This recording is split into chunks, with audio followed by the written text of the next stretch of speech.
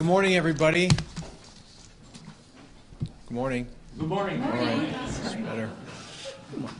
Someone texted me yesterday and said, "Mayor, saw you on TV. You look like crap." I was like, "Oh, well, kind of felt like it at the time, but it's amazing what a little sleep will do." So, we're going to give you, as we did yesterday, an update on our storm recovery operations now.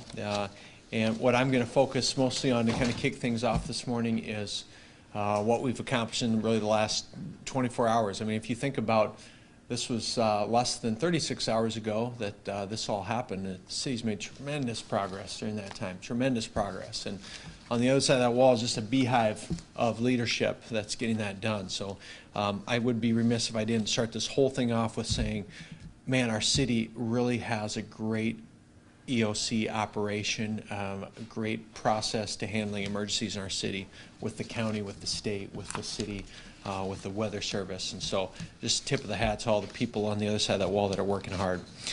All right. I'm going to start out with just kind of talking about some of the debris cleanup and the volunteerism piece of that. So I want to stress that all of our cleanup efforts right now, a majority of them I should say, we're relying a lot on volunteers to get involved and to help. Yesterday, 211 Helpline Center received about almost 500 calls related to the storm. 230 of those were people that are needing help, and 131 of those were people volunteering to help. So I'd like to flip the script on that a little bit.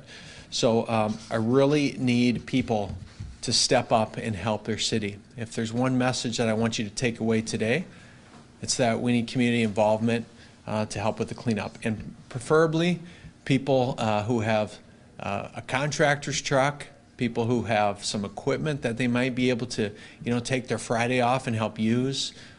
Side dumps, large dumps, anything like that, any large trucks, trailers, things like that are really needed right now in our city. Mark Cotter in a little bit is going to talk specifically in a few moments about what sort of trees we will be picking up, where they need to be placed, and all that. So it's not only for people needing cleanup, but it's also for business and property owners. So business and property owners, this is a really important point as well. Even if your business or your home suffered damage and you're taking care of it on your own, we still would like you to call the 211 Helpline Center and report that. Report that you had damage. And the reason being is we create an extensive audit and report that will be the assessment of the overall damage to the city. So ensuring we know what was damaged and how much damage occurred is really important, with potential reimbursements that we may get, after incident reports, all this stuff. So if you had damage, please, please, please call 211 to report what that damage was. The Red Cross shelter continues to stay open and will stay open through the weekend, depending on the need of impacted people. And I want to say, the last thing I want to say is just a note on contractors. This is my BBB hat now that I'm putting on. The Better Business Bureau has a great pamphlet. This is on the city's website as well, called When Disaster Strikes. This is everything you need to know about hiring a contractor. And there's a whole page in here about storm chasers. All right, a couple key things. If someone knocks on your door and wants to help with your tree removal, make sure they're licensed in contract with the city. They should be able to show you a piece of paper that shows the contract they have with the city. That's important, number one.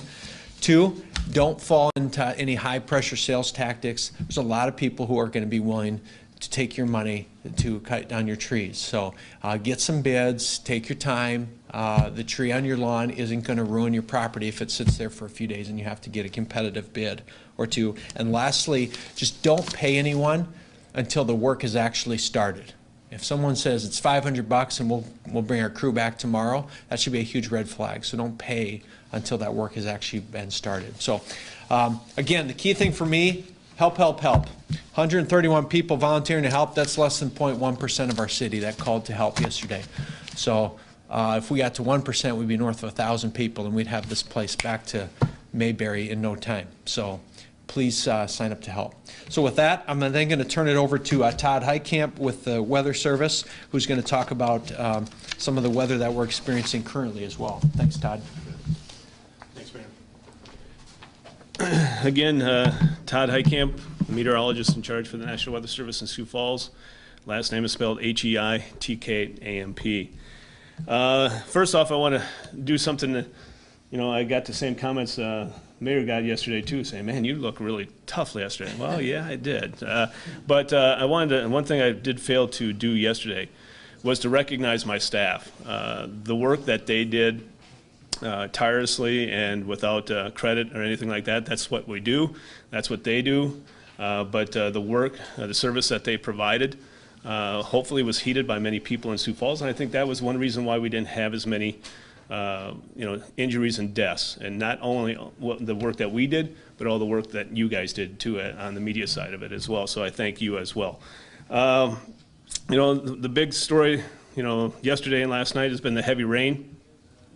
Thankfully we did not see that here in Sioux Falls. We ended up with about 1.3 inches of rain here in Sioux Falls at the airport. As we said yesterday, the heaviest rain was going to be to the north and west of Sioux Falls. Thankfully, thank God we have 20 miles distance between that heavy rainfall. We've had reports of anywhere from 4 to 8 inches of rain from, let's say, Mitchell, Colton, on those areas up into southwest Minnesota. The heaviest rainfall has fallen in areas in Slayton, Minnesota. Also, just let's say the Flandreau, Brookings area, Colton area, reports of 4 to 6 inches. So those areas obviously got more rainfall than what they needed. And the bad thing about it is that rainfall, all that moisture has to come south. And that's going to impact the rivers that we deal with, we've been dealing with this, since the spring. With the Big Sioux as well as Skunk Creeks and its tributaries. So we need to be prepared for that. We're going to be dealing with some flooding that's going to be comparable to what we saw in March. And so areas that if you had flooding, and I'm mainly talking outside of the city right now, if you had experienced flooding in March, I would say you could expect the same over the next couple of days. We're expecting many of the crests in the Big Sioux as well as the Skunk to occur probably late Saturday night into Sunday morning. So we have the next couple of days, the next day or so to prepare for that. But again, it really comes down to your responsibility yourself, that if you experience the flooding, take the necessary precautions that you can ahead of time to minimize the impacts that high water will have upon your property. And other than that, I will tell you the other concern that we do have, and I think Mark will talk about this in a little bit, is the debris. Again, if you have any type of debris from the storm around your property, next to a river or area that floods, you might want to start removing that, because that debris may impact the flow of that water. So again, if you have some debris around there, first start with that debris and dispose of it properly. But again, keep your eye on anything like that, because floating debris may be an issue with the higher waters in the river. So with that, I'll turn it over to Eric.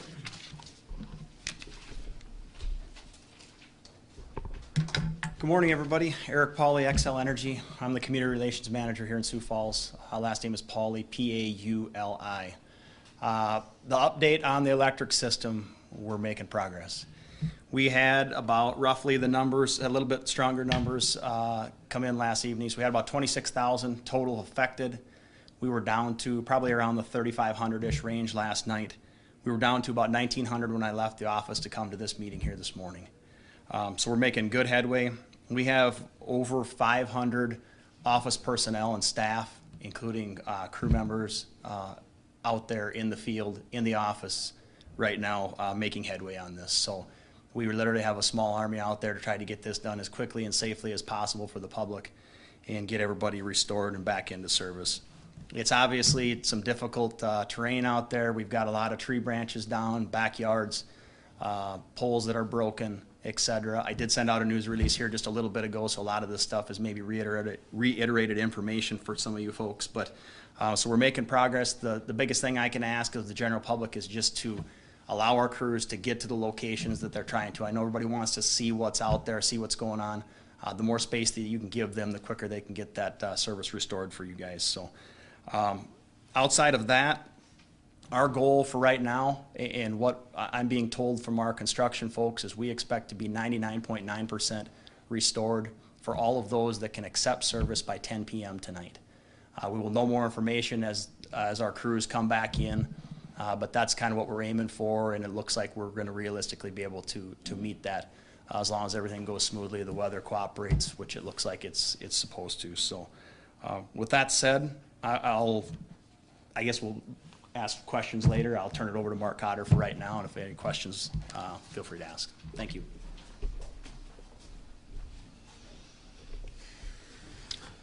Good morning, I'm Mark Cotter. I'm the Director of Public Works, M-A-R-K, C-O-T-T-E-R. I want to give you an update today on our debris management strategy, and we've developed a map of really the most impacted area. It's bound by 12th Street to the north, 85th Street to the south, Louise Avenue to the west, and it was Cliff Avenue to the east. We're going to stretch that east boundary over to southeastern based on some infield reports of the number of street trees that are down that need to be addressed. We've got between public works crews and private contractors, 20 crews working to address street trees that are either impeding travel or have encroached into what I call the street. Really everything, it's the street and the sidewalk area. So as you frame that up, that's really what we're focused on. If there's a tree that is between the curb and the sidewalk, we consider that a street tree. And so if that's fallen into the street, these crews that are working this area, they're going to actually physically remove that. We've had some instances where the entire root ball has been uplifted. In some cases, we can't today come and remove that entire root ball because there's gas lines that are close to it, so we'll just be cutting that and removing the tree. Other situations where there could be a tree that's on private property between the house and the sidewalk that falls into the street, and we've instructed our crews to cut that tree on the house side of the sidewalk and then remove that as well. But that's really our focus. Please do not put any debris or branches from your private property next to the street. We've opened up true free branch drop-off sites. They're operating really well, and we want people to utilize that method to dispose of them, okay?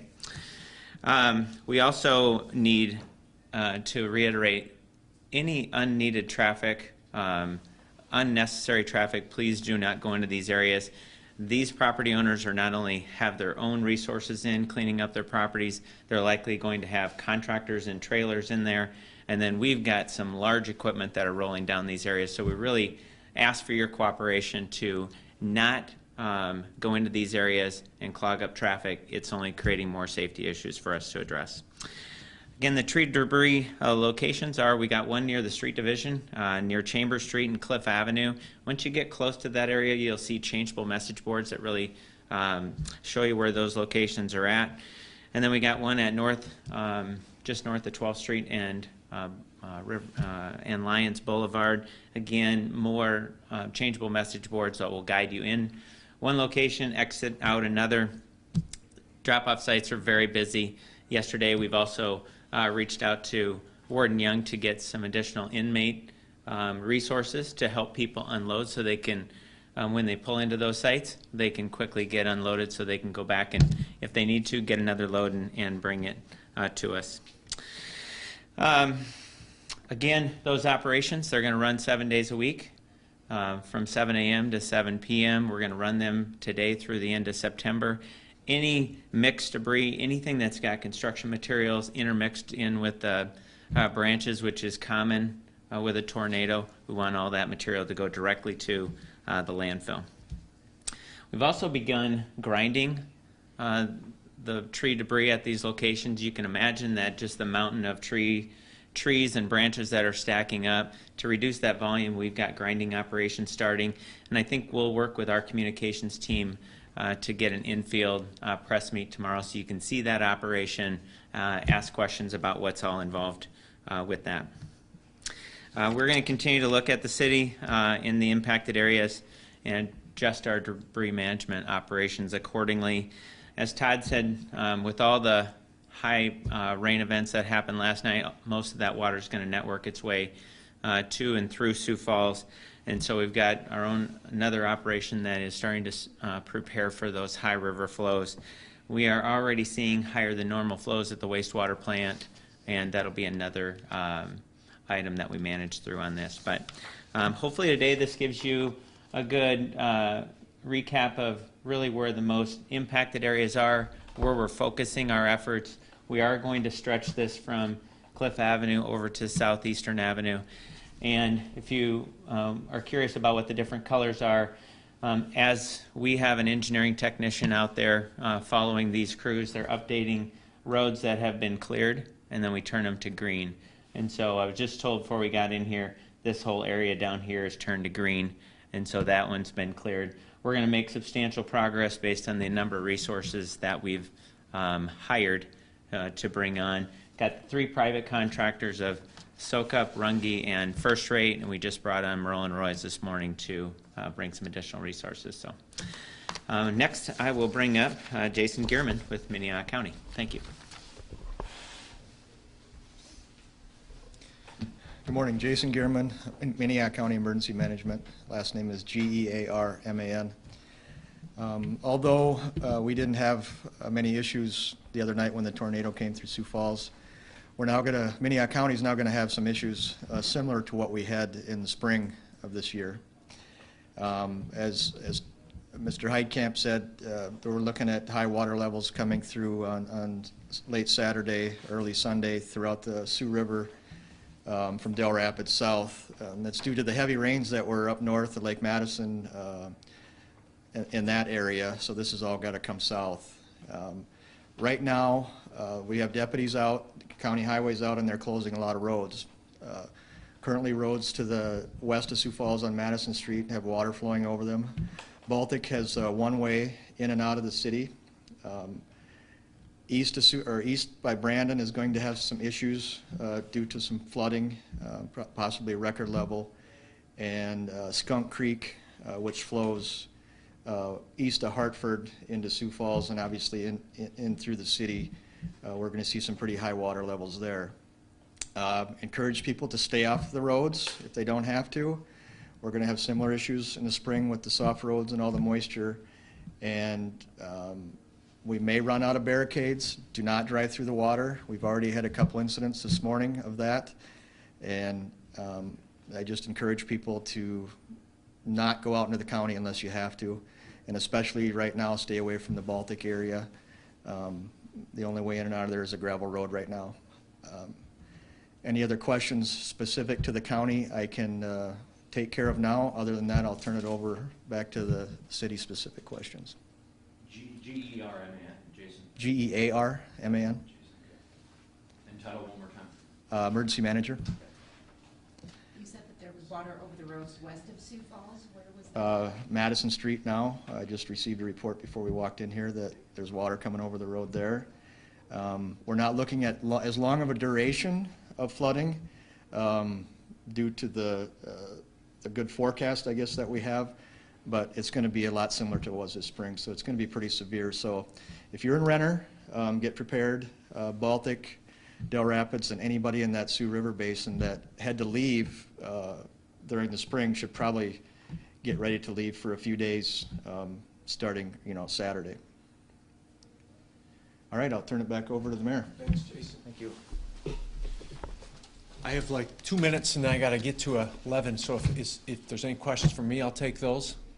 Otherwise, I know Todd has a couple follow-up items. As far as people driving around barricades and all that, what you tell them not to do it. There's no teeth behind that. If you tell them It is an enforceable offense. That would be Sam's Lane, but if that is witnessed by an officer, that is a class, what misdemeanor? It's a class 2. Class 2 misdemeanor. So you can get a ticket for it. So just don't do it. All right. Thank you, guys. And I just want to say I do really appreciate the media's coverage because there's been a lot of messages to get out in the last 36 hours, and you guys have been a very critical part of that. So thank you for your great coverage the last day and a half. Appreciate it. A couple of things I wanted to emphasize a little bit. There's been a little bit of confusion about what we talked about yesterday with the sirens. I want to make sure people understand that the sirens, again, are intended to warn, intended to warn people that are outdoors, not those that are indoors, because you have multiple methods to receive that information while you are indoors, such as through the media, through social media, through the wireless emergency alert system on your cell phones. So those are intended and always have been. It's not a shift in policy or anything like that since they've been created since World War II technology. They have always meant to warn people that are outdoors. So again, the outdoor warning sirens are another tool that a person can use to enhance or improve their safety of themselves and for their family members. The other thing I want to emphasize is what Jason kind of alluded to and what the mayor just talked about, driving around barricades and staying off flooded roads. Folks, people have no idea if that road surface is still there or if it's been compromised in some sort of way. So if you come across any flooded road, whether or not it's gravel, concrete, paved, whatever, avoid it at all costs. But you have no idea how deep that water is and whether or not the road is still there. Okay? Todd, how frustrating, you heard about people they were staying in for the tornado and then they go out and they drive and they go on 41st and they just get in everybody's way. I mean, yeah, that's what we're supposed to be doing, to tell these people that and they don't get the heat on it.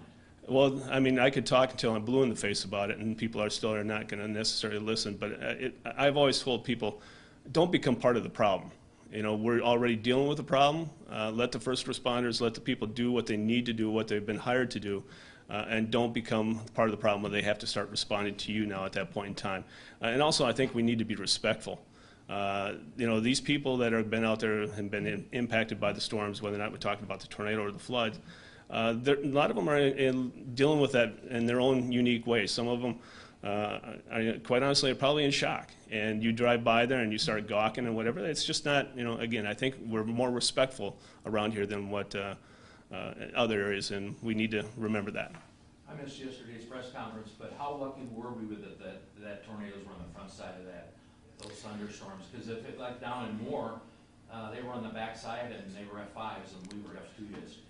Yeah, we were talking about that all, the past 48 hours, that, again, there's two different types of tornadoes. Ones that we experienced on Tuesday and have experienced throughout the summer, the ones that form on the leading edge of the storm, and they usually are embedded or, enshrouded in rain, and versus the ones that we have experienced in years past, such as Spencer or Manchester or Moore, Oklahoma, as you referenced. Those tornadoes are typically a lot stronger. These tornadoes that we experienced Tuesday night, honestly, only enhanced or increased the wind speed by about 20 to 30 miles an hour on top of what already was occurring. So it could have been a lot worse. It could have been a lot worse if those tornadoes would have been occurring, let's say, at 7, 8 o'clock at night. The amount of traffic that would have been out on the roads at that point in time would have been huge.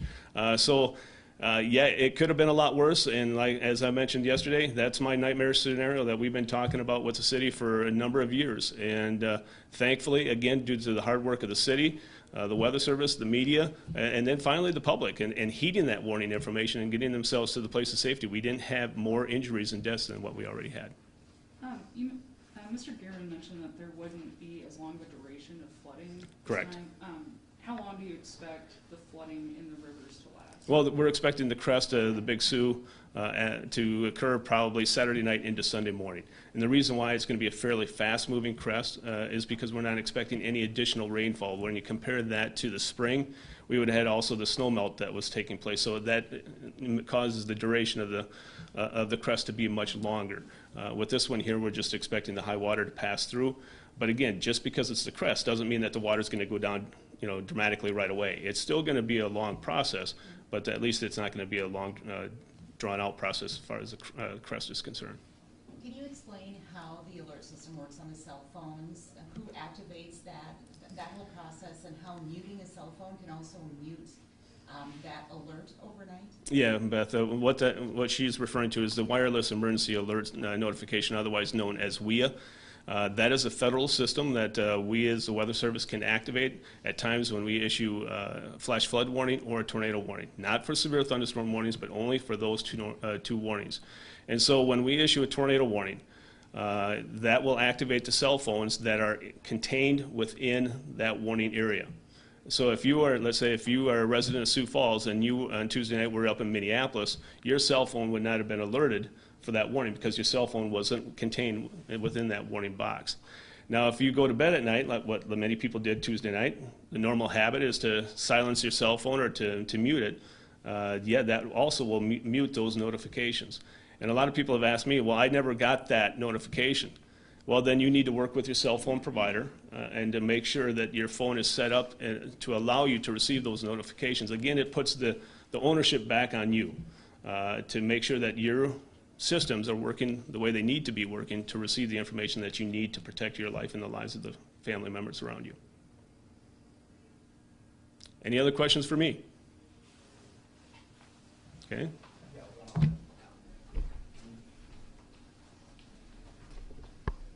Eric Pauley, XL Energy again. I mentioned earlier that we anticipate having 99.9% restoration by 10 p.m. I just want to make sure the public knows that that is for folks that are able and ready to accept service, meaning it's if they might have a mast that's been broken and that service has been inspected and then we can come back and hook it up. So I just want to clarify that, make sure folks are utilizing the resources. We've got it posted on our social media. It was in the news release, et cetera. So just make sure that folks are taking those steps to get those masts fixed, and then we can come out and re-energize. I just wanted to clarify that for folks. When you Yes. said 1,900, is that 1,900 households or people, 1,900 customers. customers? Anything else? Okay, thank you. Hi, Sam Clemens.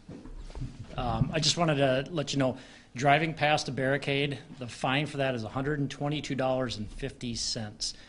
Last past spring, we actually had quite a few tickets were issued with that. Two things could happen. You could get a ticket and probably get lucky, or you drive past the barricade and you could ruin your car, which is going to be a lot more than $122. But the barricades are there for a reason. Sometimes there may be an officer there. Sometimes it may just be the barricades. People may see cars floating there, which is part of the reason the barricades get put there. But just because cars drive past that doesn't mean that it's a good thing to do. So if you see the barricades, take a different route, find higher ground, someplace that you could get across. One other thing, since I'm up here, we've seen a few comments, usually it's in social media, that we've seen this about some looting that's taking place. We haven't seen any of that happen. There have been 2 reports that we had. One of them were some employees cleaning out a building. The other one that was basically unfounded. We haven't seen any instances of looting. We haven't heard any other reports of that that have come in. There's certainly been some normal crime that's happened, but nothing out of the ordinary. That's all I have, unless you guys had any questions for me. No? Anybody else? Any questions from anybody else? Follow-ups for you about the tree pickup. Sure. Just want to clarify a couple of things. Yep. So if people have tree limbs or trees in their boulevard, do they have to be touching the street to be picked up? So maybe give me an example. Just along Phillips Avenue, there are quite a few, I guess most of them are touching the street, but does the boulevard count for a pickup? So if the tree originates between the curb and the sidewalk, or the back of the street and the sidewalk, that's considered a street tree. And if that branch comes off that tree, if it's small enough, we would encourage the property owner just to run that to the branch drop-off site. If it's large, say it's 6-inch in diameter, since it's outside of our sort of focus zone, they can call us and we'll map that and really address that. But I would really just, we've got really the hardest hit area here that's bound by 12th Street to 85th Street, Louise. That'll ultimately stretch over to Southeastern Avenue. We'll drive each one of these streets, but really we want to just make sure that the streets are clear and open. And the reason why we opened that branch drop-off site yesterday morning at 7 a.m., we know people, like the mayor said yesterday, it's a very resilient city. A lot of people come together to work together, and we want you to find means and methods to actually get that branch to the branch drop-off sites. And, for people who were here for the ice storm, is this kind of a similar to Operation Tree Strike at all? No, this is a lot different. So in that ice event, you know, ice weighted down on branches, and a lot of branches came down throughout the city.